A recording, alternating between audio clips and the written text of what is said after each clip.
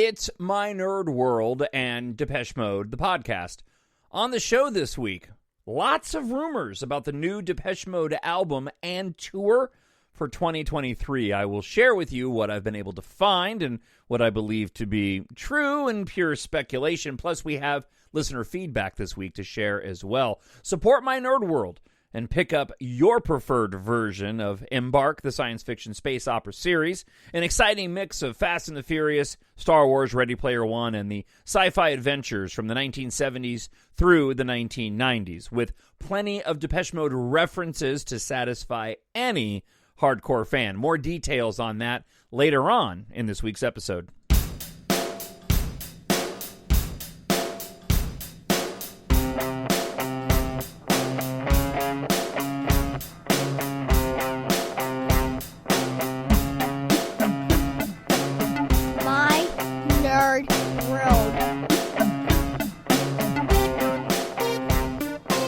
It is My Nerd World and Depeche Mode, the podcast. I am your host, Jon Justice. Glad you are with another episode this week.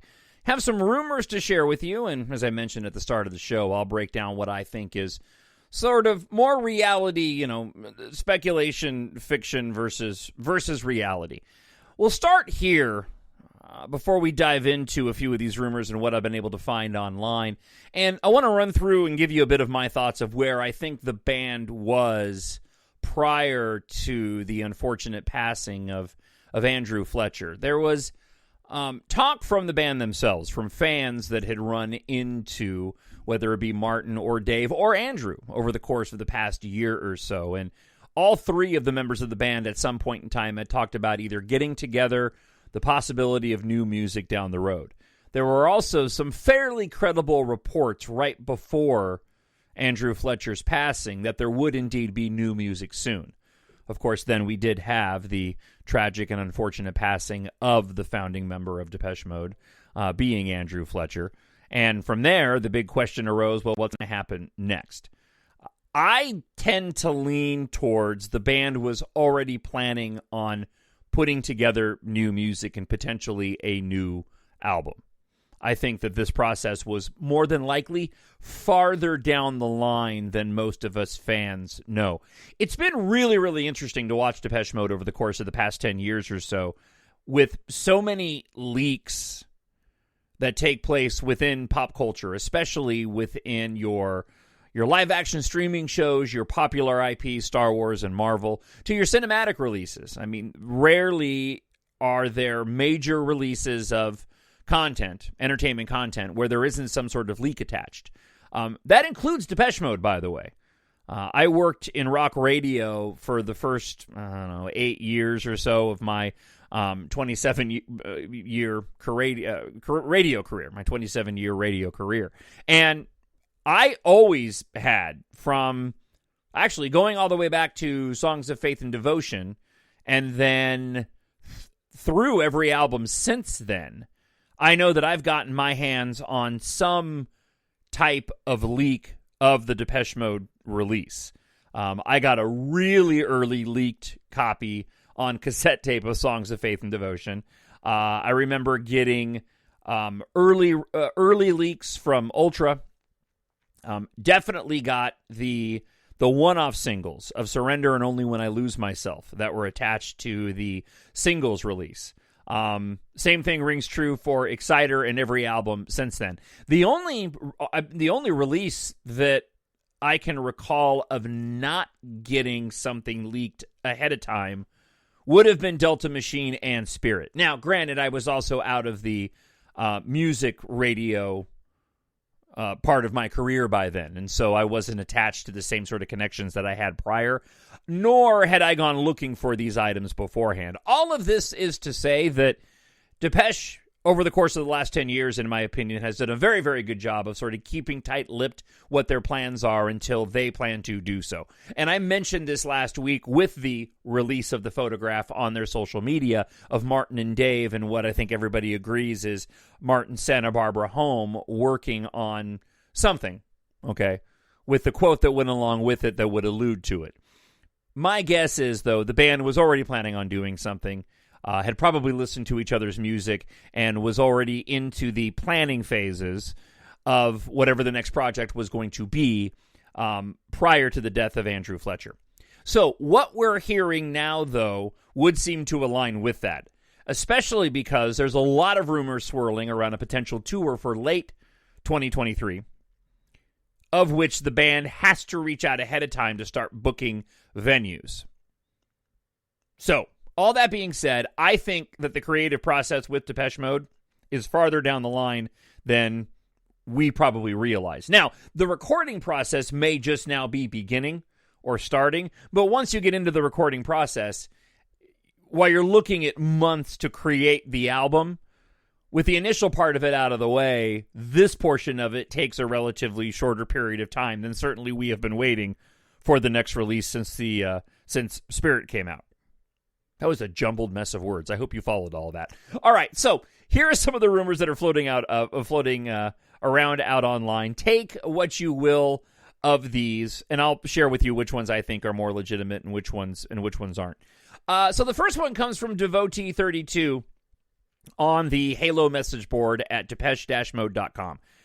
One thing I will say is that while anybody can make up anything and post it on a message board, I tend to give more credit to Depeche Mode fans, at least from what I've seen of potential rumors that are posted on the message board, more so than I do your live-action streaming shows or your motion pictures. And I'm a big follower of Star Wars. I host a Star Wars podcast, but it's completely normal for people just to make up garbage on Star Wars forums and on Reddit to try to get a rise out of Star Wars fans. I tend to have a lot more respect for Depeche Mode fans, and so typically, if I see people that are out there putting rumors out there and saying, "Hey, this is what I've heard," I give a little bit more stock to it than I do what I typically read on other message boards. So, either way, I have no way of knowing whether or not this first particular rumor happens to be true. I just thought it was interesting, and of the ones that I have, it's the first one I want to share to you from Devotee32, who basically raises questions and then answers them and says, will there be an album? Yes. Will there be a tour? Kind of. It'll be smaller scale, not too long. Will this be the last time? Hard to tell, they write. Alan and Vince on board? Depends on them. In a few weeks, maybe in the beginning of October, there will be an announcement. There were several posters on the message board that kind of push back on this, specifically the Alan and Vince comment. That's the one that kind of sticks out to me. That makes a bold assumption that the band actually reached out to Alan or Vince. And the truth of the matter is, while I know that many fans, including myself, would love to see Alan Wilder come back for a release, would love to see Flood come back and produce, we simply don't know where the band is in their head as it relates to those former members of Depeche Mode and whether or not they even have any desire to bring those people back. So I take this with a huge grain of salt.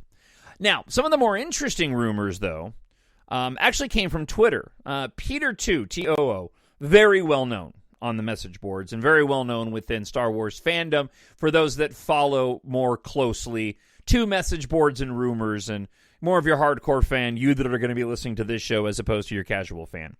Peter2 said on Twitter that the stages for a Depeche Mode tour in 2023 have already been ordered. So, I put a lot of stock in what Peter 2 has to say, and if Peter 2 is saying the stages for the DM tour in 2023 have already been ordered, I tend to give a lot of credibility to a comment like that, which raises a lot of questions in my mind, because what does that entail?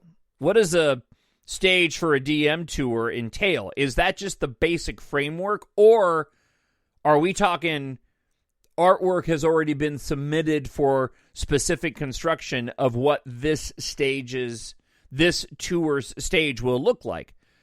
Depeche Mode is well known for having different and unique stages on every tour, most of the time designed by Anton Corbijn. Now, granted, I feel comfortable in saying the past couple of stages have been a little bit more mundane than what the band has done in the past. Still dynamic. don't misunderstand. But when you go back and look at previous tours, the past couple, the Spirit Tour and the Delta Machine Tour were, I don't know, maybe I'm not giving them enough credit. I did like the triangular design of the Delta Machine Tour, but I guess I just kind of lean back into the World Violation Tour, Songs of Faith and Devotion Tour, and the most recent stages haven't been nearly as interesting in my opinion. However, they are still unique. They did require a specific design. If that's the case, typically it centers around the artwork of that release that's coming out. When you look at the design, definitely for the Delta Machine Tour, I mean, that they lifted directly from the artwork that accompanied the release of that particular album.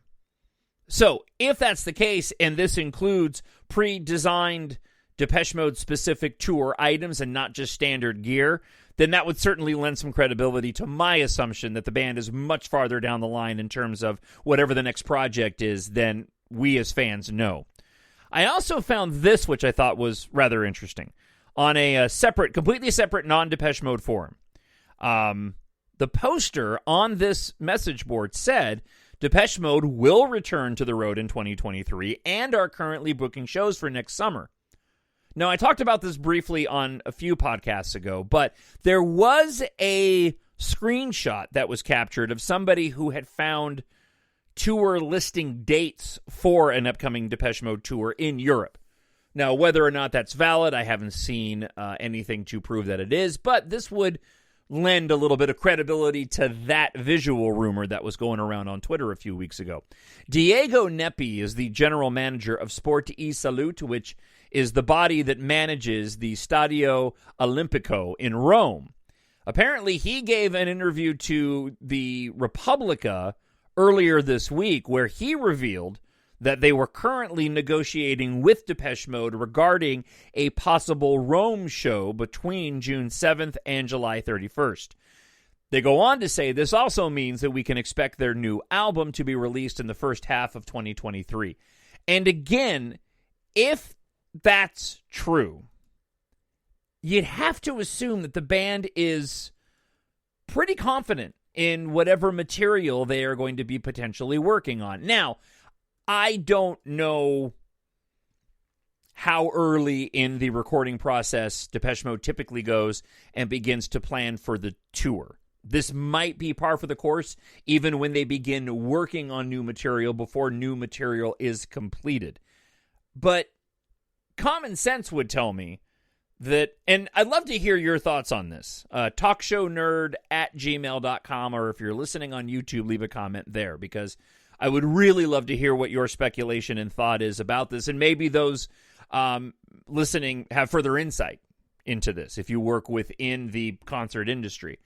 But common sense would tell me that the band wouldn't begin planning for any type of major, even on a smaller scale, tour until they had a general idea of the new music that they were going to be releasing. Now, the other thing could be it could be an EP, and the band could be planning on doing something more akin to a singles tour like they did. I push back against that just a little bit because the band has only done that like one time. And that was during the release of the singles. So they could potentially be looking at putting out another singles collection with a handful of new songs on it like they did before, and maybe just doing hey, we're going to go out and do a one final tour, play the hits and a couple of new songs.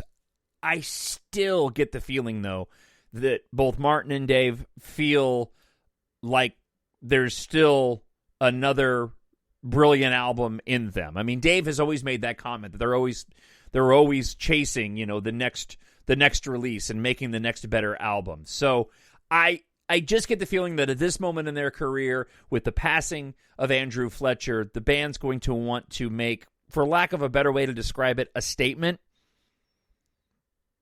and really put out creative material to tour off of, as opposed to just putting together a couple of songs, releasing an EP, and going on a singles tour. But again, I would love to hear what your thoughts are. You can call me crazy if you want. I don't care. I'm purely speculating at this point in time. I just know that I'm thrilled. I'm just thrilled that we're going to be getting new Depeche Mode music, especially in the wake of Andrew Fletcher's passing. I'm desperate to hear what the band still has in them creatively and what the impact of Fletcher's passing, the impact that may have had on the creative process and what the band can put together.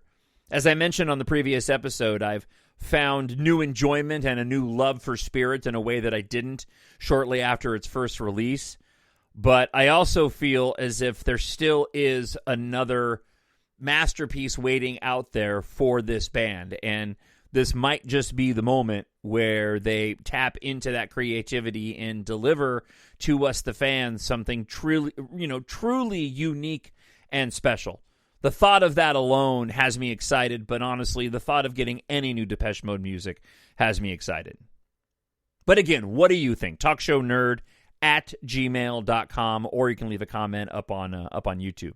I have one listener feedback to share with you this week, and it's a long one and a good one.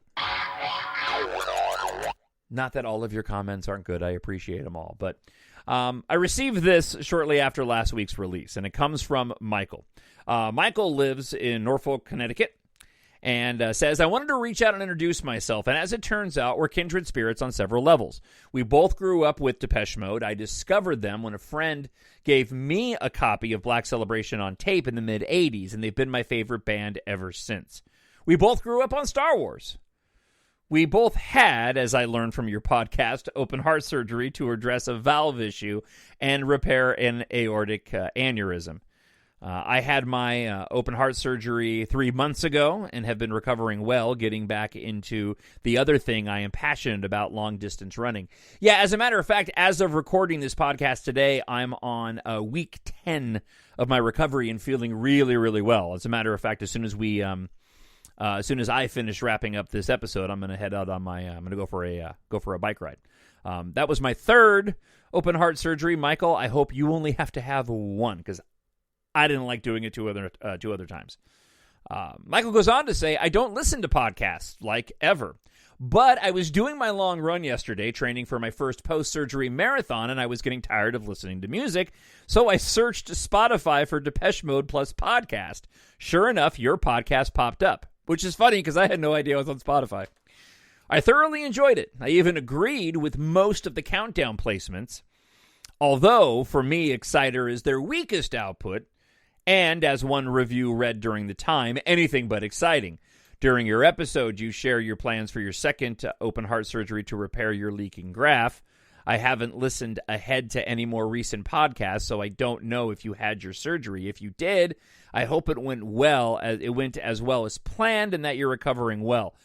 I think, neither here nor there, and not Depeche Mode related, but I think at the time of recording that episode where I ran through the list of the fan who ranked all of the Depeche Mode albums, I don't think I was aware yet that I had to go through the third open heart surgery. So yeah, I had the leaking graft and I had to have the leak repaired in a second open heart surgery, and then unfortunately I had the third one again 10 weeks ago to replace another leak, so hopefully that's it, and it stops leaking. And yes, things did go as planned.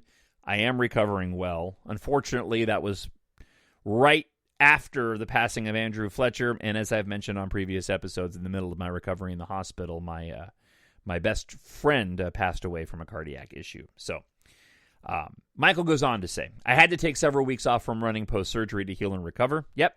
When I did get clearance from my cardiologist to return running, it was a huge deal for me, both mentally and physically. I created a first run-back playlist of exclusive favorites that included, of course, Depeche Mode. They've been by my side for nearly 4 decades and continue to keep step with the cadence of my life. I look forward to listening to future episodes of our favorite band. Thank you, and be well, Michael. Thank you so much for writing, Michael. And from a selfish standpoint, much like Michael, and I know much like you listening, Depeche Mode has been by our sides for as long as we've all been fans, right? You know, for people like Michael and myself going back to the to the mid and early 80s. For others, discovering them post Songs of Faith and Devotion just the past few years. It doesn't matter. I think anybody that ends up becoming a fan of this band, the band ends up becoming a part of their lives. And from a selfish standpoint, I'm interested to hear what the band has to produce based off of their own loss of Andrew Fletcher, and waiting to hear that, to hear something that perhaps I can relate to in the loss of my best friend. Just like with Spirit, where that album took on a whole new meaning with me in the wake of losing my friend Andrew, who was also the co-host on the show that I host Monday through Friday, that I'm now hosting by myself moving forward. But I'm interested to hear what the band does and to get that connection to music once again, because I know it's going to be there. I just feel it.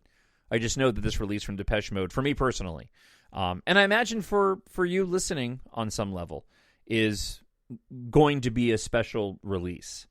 So the anticipation for it is a lot of fun, and I'm excited to be able to be speculating once again on new upcoming Depeche Mode releases. So we'll see if these rumors end up ringing true and we actually get some information here in the next month or so. Either way, I imagine if any of these rumors are legit, and I do put stock in what Peter too had to say, as I mentioned earlier, that we will probably be getting more details about this release sooner than later.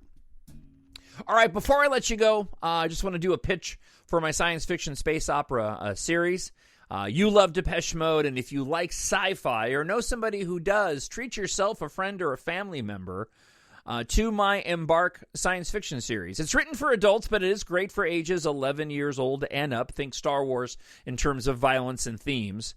EMBARK Book 1 is available right now in ebook for just 99 cents. The entire completed 7-book series is available in hardcover, paperback, and audiobook at Amazon.com or mynerdworld.net.